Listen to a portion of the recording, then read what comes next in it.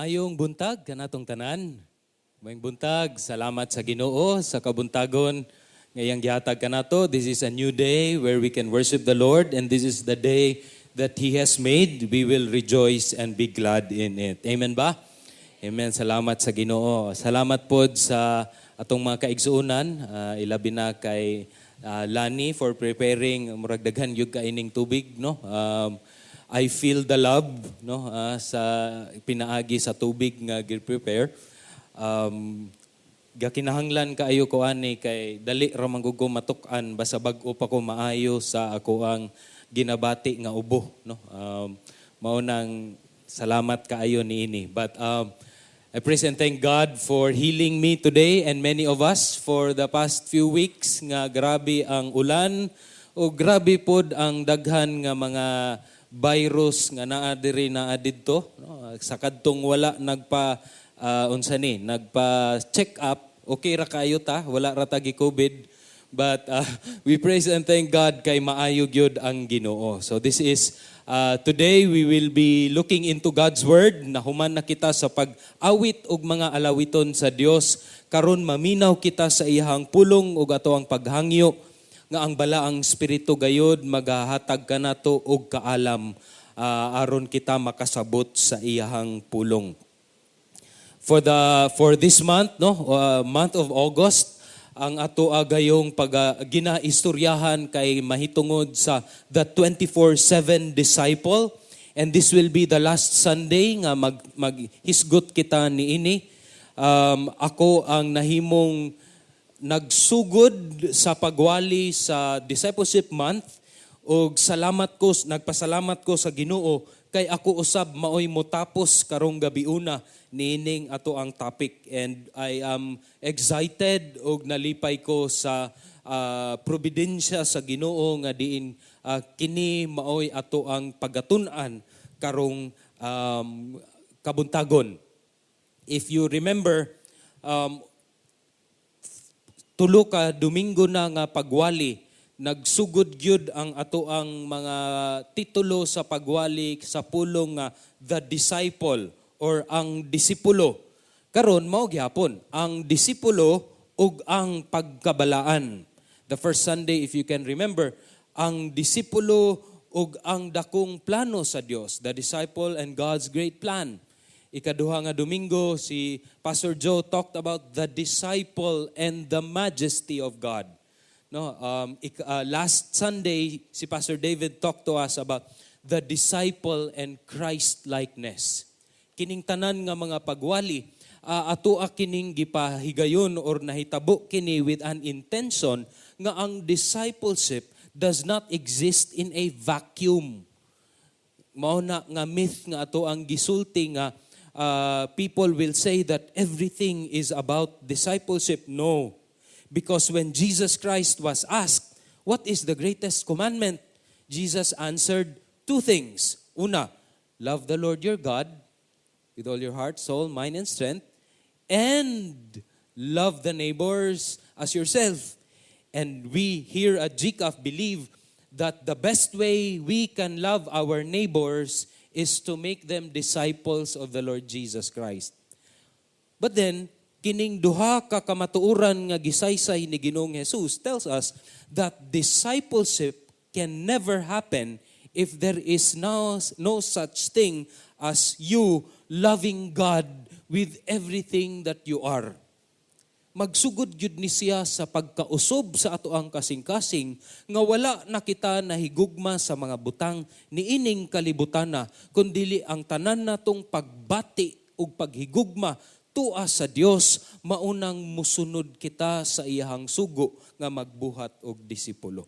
We wanna anchor discipleship in loving God, sa paghigugma nato sa Dios ug sa ato ang dako nga pagbati alang kaniya. And we need the Holy Spirit. We knew that. Kinahanglan gyud ta sa pagkaalam sa balaang espiritu. Kay dili man nato mahibaluan una kung unsay plano sa Dios, ikaduha kung kinsa ang Dios kung wala kita nalamdagan sa balaang espiritu. So we are actually saying that the Christian life or discipleship is a matter of identity. It's not a matter of what we do. Last week, si Pastor David talks about Christ-likeness. And gisulti niya ang pulong gisulti ni Pablo nga imitate me, sunda ko ninyo, samtang ako nagasunod kang Ginoong Jesus. And I actually made a paper of that. Kaya eskwela man pud ko karon, no? Pero tinuod ni siya nga pag-eskwela. And we looked into what really this word, imitate me as I imitate Christ, may giingon ni Pablo. And the word actually is the word mimetes in Greek. And you will realize nga in God's wisdom, gagamit siya og language in order to communicate His truth. It started with Hebrew and Greek. And karon, most of us are using the English language. And we know that there is no perfect kind of language. An example of this, kay kining pulong imitate. Kay if you are into kanang theater or sa drama-drama, galantaw o Korean drama, you know nga, if you think of the word imitate, mura siya og naay sense of mimicry, gasunod-sunod lang, no? So naay sense nga pwede di ay siya dili tinud-anay, magsunod-sunod lang ko. Mimetes, actually the word mimicry was taken from that Greek word mimetes. So, that is one of the things, and if you look at the different translations sa in English kanang word nga mimetes, it's either translated as imitator or follower, or the verb nga unsa ni kanang equivalent ni ana niya. So, you imitate, so murag sunda ko ninyo, pwede ko ninyo imimic, but it can be done even if dili gyud suon sa kasing-kasing. But does that what it means when Paul says, imitate me as I imitate Christ? So then I suggest nga mas haom ang Bisaya nga pulong nga liwat kaysa in English nga pulong nga imitator. I love that word, liwat. Niliwat siya nako. And ako ang auntie, kusog kay mo gamit anang pulong nga liwat, and daghan pod og mga marites, kusog kay mo gamit anang pulong nga liwat. No? Labi na og kanang naay silingan nga either nakapaburos or napaburusan, ang isulti dayon sa marites kay, uy, naliwat na siya sa iyang iyaan. No? So it's more than just what you do nga naliwat ka sa iyaha or ang imong mannerism naliwat ka, bisan ang murag ingon nilag negatibo nga tunglo sa imong pamilya, mao gyud na sila kaliwat nila wakwak. No, naana sa Binisaya ba? No, kana nga pulong mao nang ganahan kay kuana. So there is an ancestral or DNA aspect within it. Dili lang siya sunod-sunod sa outside aspect, but it assumes nga maogyod na imong buhaton kaysa kinasuluran nimo mao manay imong gigikanan, naliwat ka, no? Ako ang auntie didto sa Tambulig, sige gyud siya sulti nga naa sila'y silingan daw nga wakwak, no? Mao nang magbantay gyud sila og tagaan sila og kanang unsa ni karne. Di gyud to nila kaunon kay basin og mulupad niya pud unta sila taod-taod, no? O rinig kagabi. Kaliwat, naliwat. We understand this, but not merely on the negative aspect. Naapoy mga parents nga mag-away sila, amahan og inahan. Labi na og successful ang ilang anak, bright kayo ang ilang anak, mag-away sila. Nga si kining akong anak, liwat ni nako. Sulti po ang usa, dili. Sa among pamilya ni naliwat. Dili lang sa negative aspect, but there is also a positive aspect of the word liwat. No? Labi na gwapo o gwapa. Ay, liwat. Oh, liwat. So in case of adoption, this is now, morning ang kanang murag wisdom ni God ba? No, gitagaan ta og ingon ani nga pulong kay wala may ingon ani nga pulong sa in English. Unsay in English sa liwat be. No, lisod siya. But I believe this is more closer to what Paul is saying. Imitate me as I imitate Christ. Himuan ninyong iliwat inyong kaugalingon kanako samtang kitang tanan mahimong liwat ni Ginoong Jesus. In case of adoption, we add in the prefix N ug A, nahimo siyang naliwat. Tinuod biya na. Kay naaman sa amoang pamilya kanang mga gi-adopt. Unya, kadugayan na nga nahimong parte na sa pamilya, uy, ang iyahang dagway na pareho naman sa mama ug papa. Muingon dayon tag, uy, naliwat na gyud siya nimo, brad. No, sis. Ang linihukan, ang sinultian, naliwat na sa adopted or adoptive parents. And this is very beautiful when we look at it in a theological manner. God's adoption sa mga believers, we were from darkness into light, nga karon sa una rebuilde, karon nahimo ng anak sa Dios, adopted in His family. Now our identity has been changed. Naliwat na kita kang Ginoong Jesus, dili na kay taning. Dili na sa mga butang ni ining kalibutana. And having been adopted into the family of God, a believer begins his journey into conforming to the image of His Son, the Lord Jesus Christ. Christ likeness, naliwat kita sa Diyos. That's very beautiful. In fact, ningon si Pastor David last week nga, dili lang di ay, no? There is a cliche manggod, labi na og na ay leader nga mapandol. Most of us would often say this word, so maulagi nang, mulantaw gyud tas Ginoo. Dili ta mulantaw sa tawo. Kay ug mulantaw tas tawo, mapandol pud ta apil. Well, if you really look at the words ni Paul, that's not exactly true. Kay ningon man si Pablo, tanawa ko ninyo, sunda ko ninyo, kay sundon pud nako si Jesus. We are in this aspect of being a church because we are to look at people who are mature in the faith, but look at it in a way nga dili na to hutdon tanan, kay naa man gyud tay weakness. But as a body of Christ, we get to learn from people, we get to learn from the strength of others, aron kita ultimately mahimong liwat kang Ginoong Jesus. Brothers and sisters, Christianity is a matter of identity. It's not a matter of mimicry. Kanang magsuon-suon lang og unsay buhaton. It's a matter of identity. Ug diha nato makita kung ang ato ang pag-disciple is really coming from the Lord if we draw it out from a life of kanang adunay identity that is from the Lord. So this morning we will talk about this, and there will be two verses nga I wanna look at. First ang 1 Pedro 2:9, unya moambak ta sa libro sa Levitico kapitulo 10.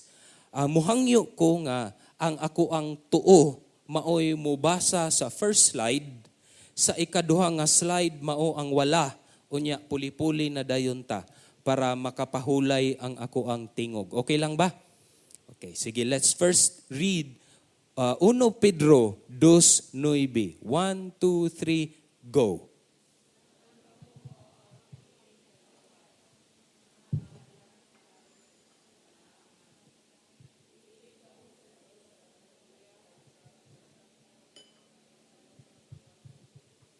Gitawag kamo niya gikan sa kangitngit ngadto sa iyang katingalahang kahayag.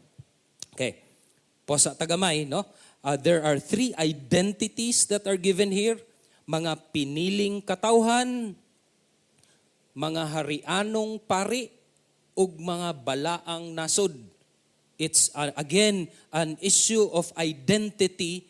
Dili ni siya suon-suon lang, buhaton ko ni para mahimo kong Kristohanon, kundili naagyug ko'y bag-o na nga identity. maunang maokini ang akong ginabuhat. Muresulta siya sa pagsangyaw sa mga kahibulungang buhat sa Dios. Padayon ta. Next slide, Leviticus 10:1-3. Pari ko, ready, go. Ug ang mga anak nga lalaki ni Aaron, si Nadab ug si Abiu, ang tagsa-tagsa kanila mikuha sa iyang insisaryo ug gibutangan nila og kalayo kini. Ug ang ibabaw niini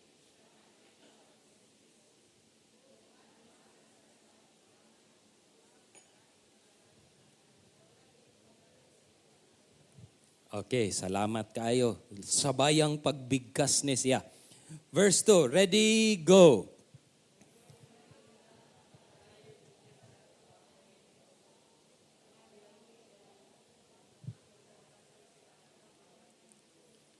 Okay, good job kids. No? Hapit na raba ang eskwela. No? Eskwela na gyud ay. Okay, ready, last. 1, 2, 3, go.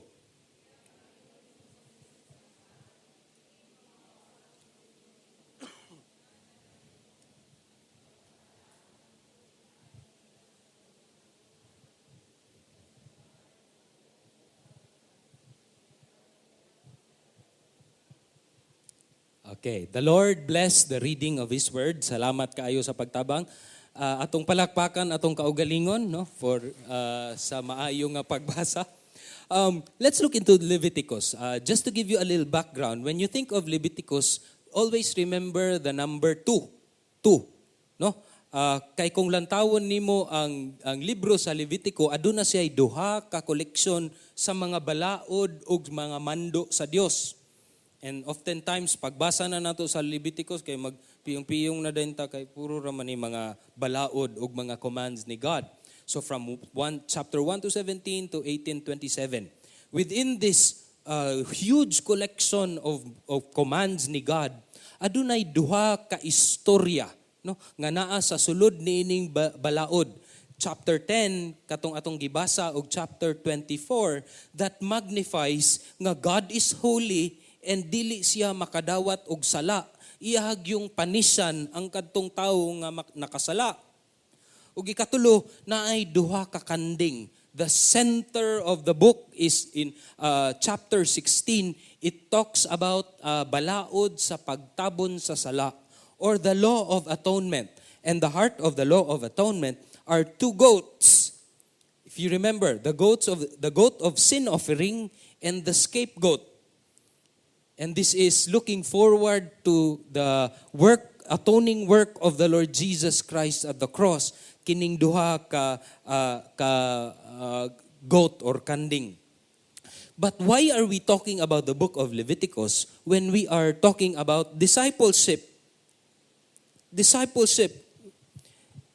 Sulti sa Matthew 28:19-20, busa panglakaw kamo ug himuan ninyong mga tinun-an ang tanang kanasuran sa pagpamautismo kanila sa ngalan sa Amahan ug sa Anak ug sa Espiritu Santo, ug tudloi sila sa pagtuman sa tanan nga akong gisugo kaninyo, the teaching to obey part. Kung lantawon ni nato, tudloi sila sa pagtuman, makita nato that there are two aspects of teaching to obey. Number one is really we teach them to obey the Lord through personal holiness, personal nga pagkabalaan. Sa inyong blank, sa inyong papel, the word there is pagkabalaan, pinaagi sa Ebanghelyo. We don't teach them right away with leadership stuff, how to lead small groups, wider groups. We don't teach that right away, but we teach them the gospel that leads to holiness and righteousness. Teach them to obey that. Mauna siya ang pinakauna gayud. Ang ikaduha na dayon, mauna kadto ang pagsangyaw sa katawhan, kabahin sa Ebanghelyo through the small groups. So there's actually two aspects of it. It's really the aspect of growing in the gospel towards holiness and preaching the gospel towards, creating disciples for the Lord Jesus Christ in small groups. In other words, holiness is very important in the area of discipleship because that is an area of identity.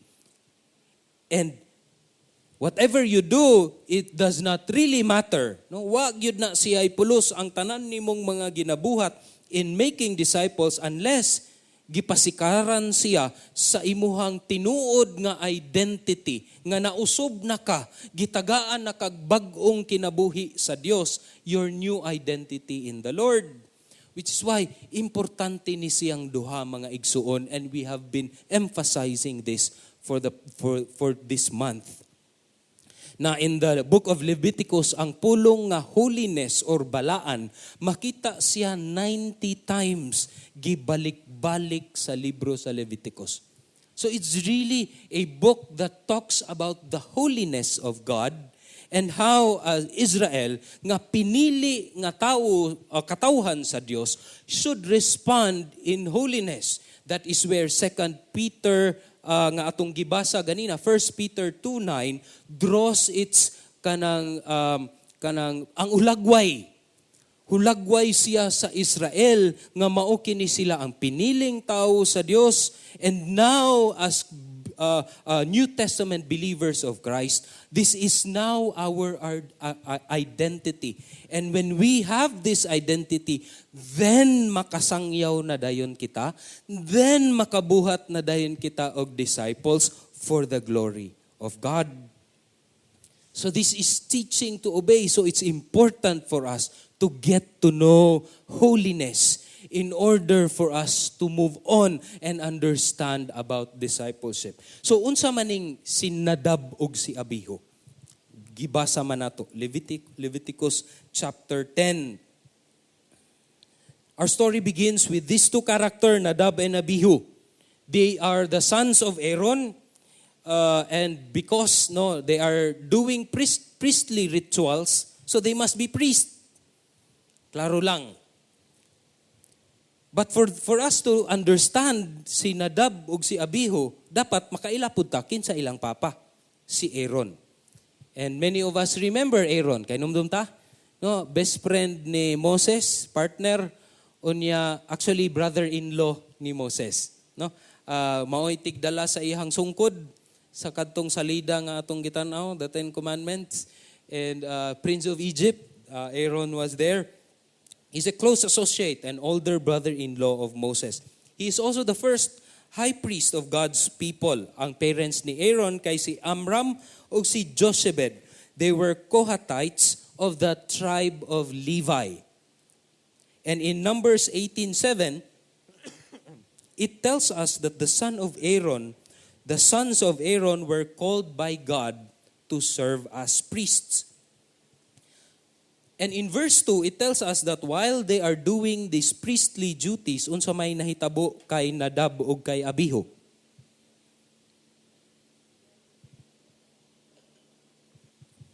Gilamoy sila, no? Gilamoy. This is one of the two stories sa book of Leviticus. They must have done something that is wrong, ngano man nga ang ilahang insenso nga gi-offer sa Ginoo kay para sa perspective sa Dios, ngilad man, lain, a strange fire, an unauthorized fire, to a point nga gilamoy sila sa kalayo. So we ask the question, unsa may ilang sala? Well, first of all, if you would really look at verses 1 to 3, wala gyud gi-explicitly mention kung unsa ang sala ni Nadab ug Abihu. So we will never really know exactly unsay sala ni Nadab ug ni Abihu.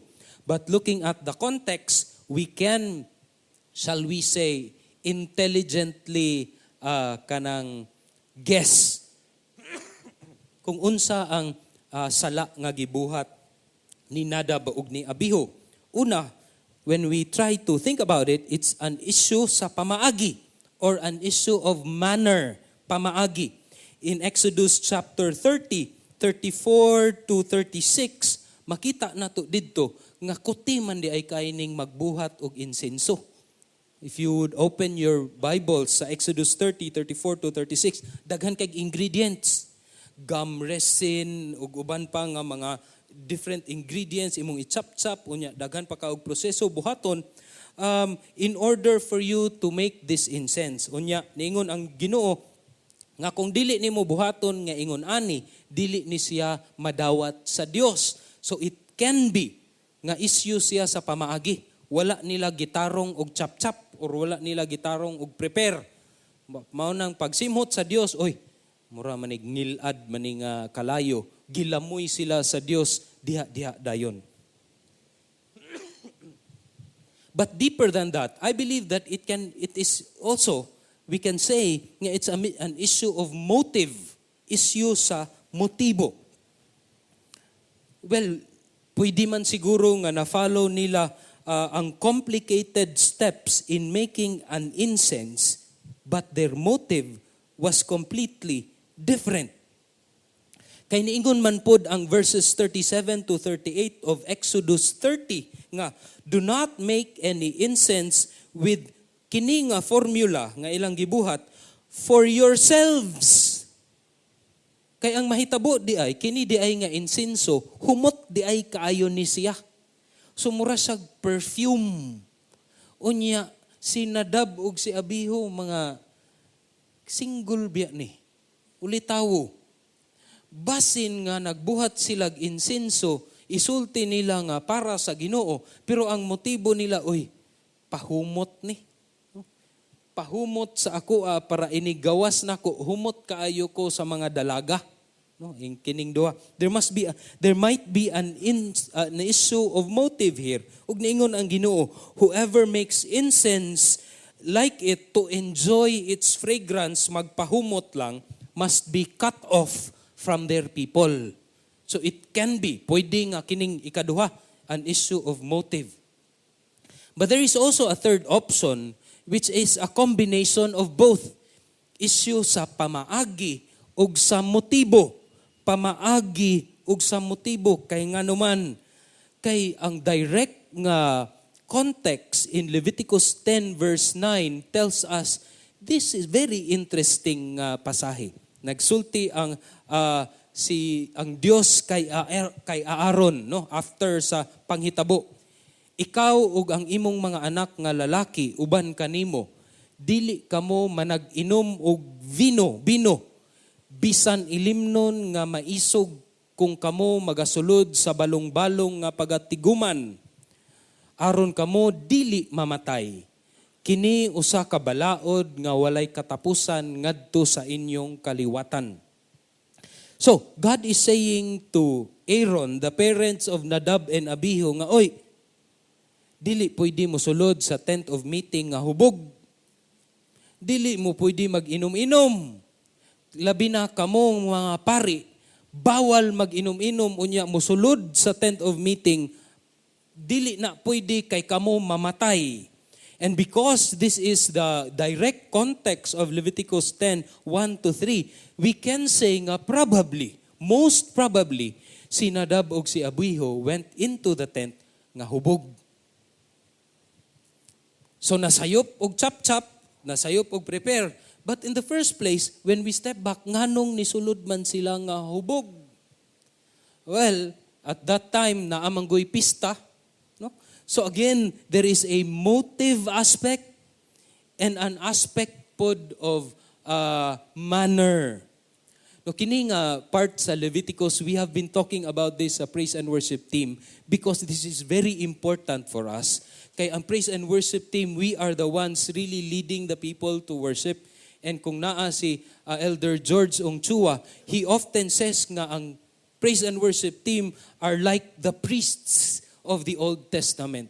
But I would push that further kay niingon ang 1 Pedro 2:9 nga dili lang ang praise and worship team, kitang tanan sama usab sa pari. A royal priesthood. That's who we are. And we are worshiping or leading people to a holy God. Pwede biya gyud? Pwede man gyud nimo pikion ang Christian life. Just like the praise and worship here. Pwede man kaayo ang praise and worship team, guwapa kaayo lantawon, kompleto sa makeup, maayo kaayo mo kanta, maayo kaayo magwarawara sa songs unya. Tsada kaayo ang atong mga instrumentalist to a point nga pag manimbawt inyong balhibo mo ingon mo na bless gyud ko. Okay nang limbawt akong balhibo. But not knowing that probably one of the people that is here are offering strange fire to the Lord. Living a life that is unholy, unfit for worshiping God. Pwede man na siya. Kay kung kita naa ni adtong panahona, galantaw ta ni Nadab ug ni Abihu gasugod nag-prepare sa insenso, muingon gyud tag grabe gyud ning mga anak ni Aaron. Mga Diyos nun gyud kaayo gaserbisyo sa templo.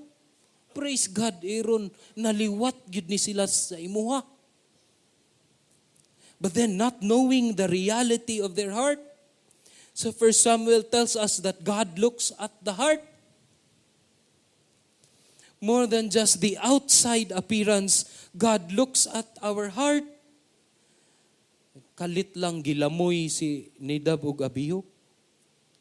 And oftentimes, living the Christian life, pwede biya ni? Pwede man mo pikion. Muadto kag wider group, people will look at you. Wow, grabe gyud ni siya. Oh, wag gyud absent. Pero sa imong kasing-kasing, you are bringing a strange fire to the Lord. Because your heart is not right, not fit for worshiping Him and doing the things that are of the Lord. And this is one of the things nga, I feel really pressured. Especially as the Lord called me to be here, coming from what I call nga mga footsteps of our giants, no? Mga elders na to, mga people who planted GCAF for more than 35 years. Pastor Al, Pastor Ruben. Their lives have been a blessing to people, not just sa GCAF but sa tibuok Cagayan de Oro City. And their kanang passion for discipleship, making disciples. No, if you can hear the stories before, we've had so many times kay Pastor Al dito sa ilang balay, and the stories that he makes in making disciples are some stories nga unbelievable, but praise God that they have done it. You know what's a great pressure? To follow in their footsteps. To become like them as they follow Christ. But we don't want to do it in a way nga wala ta na angkla sa atuang or sa akoang identity that is a child of God. Kay og buhaton nako ang ginabuhat sa atuang mga elders and leaders before sa pinaagi sa akong kusog. But wala gipasikaran kung kinsa ko in the Lord, then I am offering a strange fire to the Lord. If my heart is not set of being a holy nation, a royal priesthood, a chosen people of God, ako lang gibuhat kay tungod people are expecting things of me. Ang ako ang wider group leader is expecting me nga mag-lead nako og ako ang own wider group. I must do it. You are not really convinced of you being an adopted son of God through the Lord Jesus Christ. Then we might be wasting our time because those are strange fires for the Lord. Pwede ta daghan kayo buhaton that looks good on the outside. Pero kung wala kato gagikan sa ato ang pagkaliwat kang Ginoong Hesus, then it's a waste of action, a waste of time.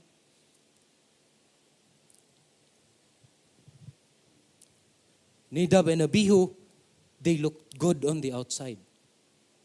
They were priests. They were probably wearing kanang flashy nga mga clothes. Anak good ni High Priest Aaron. But at the end of the day, there is something wrong in their heart. And we as believers of the Lord Jesus Christ, we must be wary because we are priests, chosen people, a holy nation, priests. So lantaw na to, there are certain nga mga kinaiya, characters sa Old Testament nga mga pari. 4 things that are there sa inyong paper o sa inyong papel. Number 1, sila kay tigpataliwala. Unsay pasabot niini. So the priests were direct access to the people of Israel, to God. So sila maoy ga-connect mediators of the people and of God. Ilabi na gyud ang high priest, tigpataliwala. Ikaduha, they are also kanang serving in the temple. No, they are doing services. They were given the privilege of doing service in the tabernacle. Ikatulo, the Levitical priest kay judges and teachers, tigtudlo. Pero more than just the teacher, our understanding of teacher now, naapod sila'y role nga muhusga, nga ikaw wala ka gasunod sa balaod sa Dios. Klaro nga dili wala ka gasunod. And number 4, they are kanang naa sila'y kinaiya nga pagkabalaan. God held the priest to the most stringent standard of behavior and ritual purity in Leviticus 21. Tigpataliwala, serbisyo sa Ginoo, tigtudlo sa pulong sa Dios ug pagkabalaan mauni ang kinaiya sa mga pari. And as priests in the New Testament, that is who we are. Maupod kini mga igsuon ang atoang kinaiya sa matag adlaw. Not because we do it, no? Pugso nato atong kaugalingon nga buhaton kini, but this is our identity. Naliwat ta sa Dios, naliwat ta kang Ginoong Jesus, the greatest high priest ever.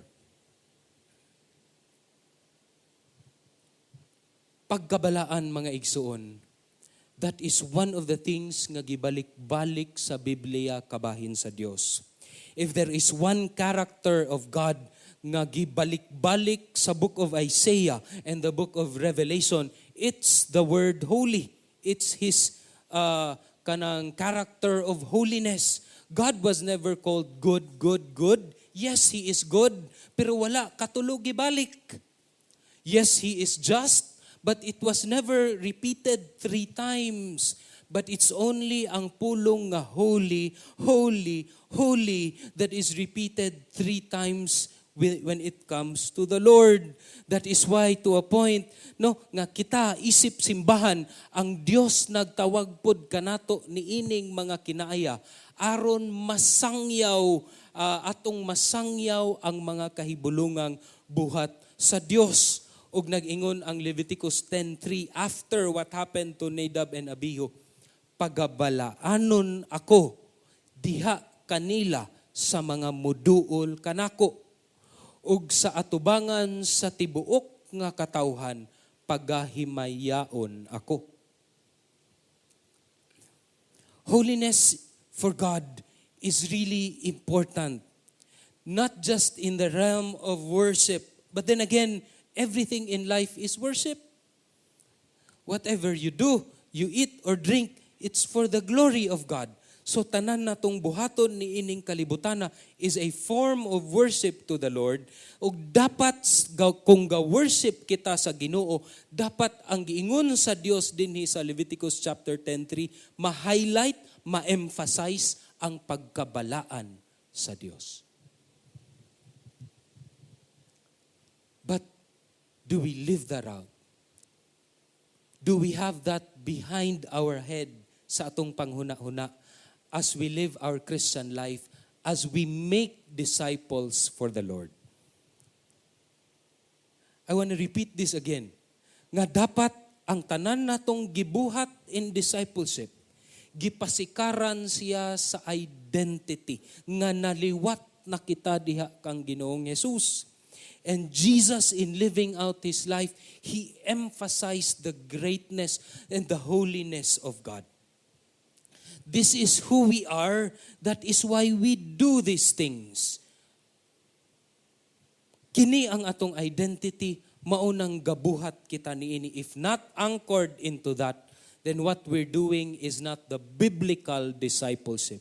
It can be discipleship. Pareho si Pablo nga gi-disciple siya, or si Saulo pa siya sa una, gi-disciple siya ni Gamaliel, na ay mga Chinese religion who has, mga sansei and gurus.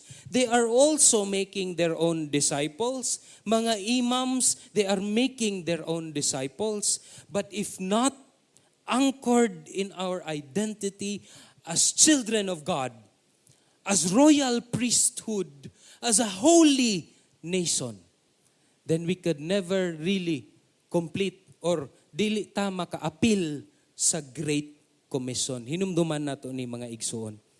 Sa paglangkob sa pagbuhat og mga disipulo, kay usa ka tinguha sa pagkabalaan nga maoy atong pagsimba sa Dios.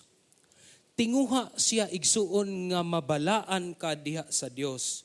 Maunang muresulta siya sa kinabuhi nga gasunod ka sa balaod sa Dios, gatuman ka sa balaod sa Dios, gabuhat ka og disipulo. Kay in the first place, aduna man ang tinguha sa pagkabalaan sa atoang kasing-kasing. I hope that this month of Discipleship Month, atuag yung naplastar ang lugar sa discipleship in God's Word and in God's great plan. It's not a matter of kanang marketing strategy sa pagpadaghan mga igsuon. It can be, but it's not the main purpose of it. The main purpose is to really live out our love for God. Love of God, love of people. Kung tinuod ang paghigugma sa Ginoo, mo resulta gyud na sa paghigugma sa mga katauhan, sa pagbuhat sa og disciples for His glory and honor. You remember one of the churches in the book of Revelations. They have been doing so many things. Daghan kaayog charity work. Daghan kay sila ginabuhat as what a church should be. Kung naa sila karon, siguro makaingon gyud tag, this is a model church. But what was God's rebuke to them? God told them, you have forgotten your first love. Kalimot na mo sa inyohang gihigugma. Pwede di ay na. Daghan kay tagbuhaton sa matag adlaw, thinking nga, this is a work of a Christian. We go to our weekly wider groups, thinking nga, I am a disciple of Christ. That's why I'm doing wider groups. But if the Lord asks you, do you love me? Gihigugma pa ba ko nimo? Unsa may imong itubag? And how can you show that to God? Our greatest expression of loving God is to live righteous, holy lives. Masulti ka na sa Ginoo sa atua sa GCAF. GCAF, grabe kayo inyohang wider groups. Pero, gihigugma pa ba ko ninyo? Do we love God? Not just as a church, but personally. This is one of the things that we need to look into. Pray to God nga dili ta lukewarm. Mauna ni akong kinabuhi. But it should be coming from a heart that really loves the Lord. Atong iduko ang atong ulo mga igsoon. Let me pray for us. Salamat Lord sa imuhang pulong. Thank you Lord for helping us realize unsa ka importante ang pagkabalaan para kanimo o para kanamo. Salamat Lord sa imuhang grasya that you have made us your chosen people, a holy nation, a royal priesthood. Aron Lord nga kung naa na kami ana, naliwat na kami ni Ginoong Jesus, then we can share and declare the gospel of the Lord Jesus Christ and make disciples of nations.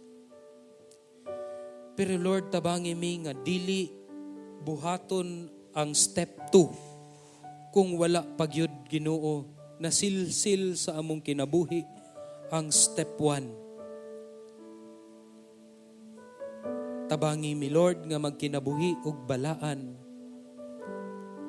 Help us to respond in love to your great love for all of us. Salamat Ginoo. We bless you and we thank you. Samtang padayon kita nga mag-reflect, nagaduko ang ato ang ulo. Adunay awit nga ihatag kanato. And I pray that you will reflect upon the message of this song. Who this God we are serving through this beautiful song.